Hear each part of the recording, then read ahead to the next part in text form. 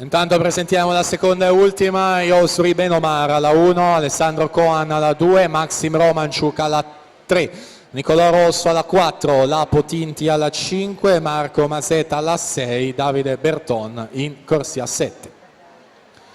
Quindi finaliste, 2 dorso ragazze, Anna Porcari, Sara Flavia Strimb, Anastasia Condemi, Vanessa Rigoni, Anna De Boni, Maddalena Luisa Secco, Aurora Tasca e Alice Gemignani.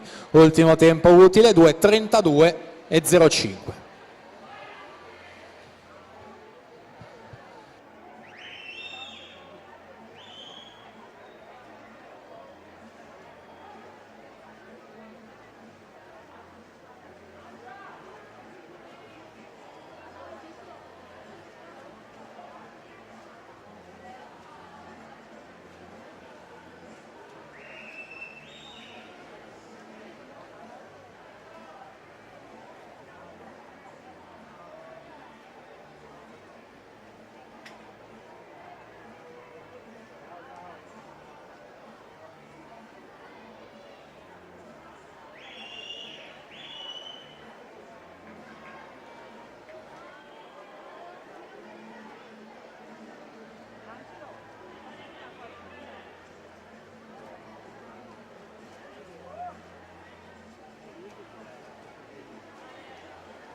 Abbiamo detto soltanto 2 le batterie in programma, quindi terminare nei primi 3 dovrebbe essere sufficiente per l'ingresso nella finale. Vediamo l'epilogo con Albert Gabriel Coianu, 2:17:26 alla vittoria, Raffaele Ferracin 2:20:93, Nicolò Gallina 2:22:25.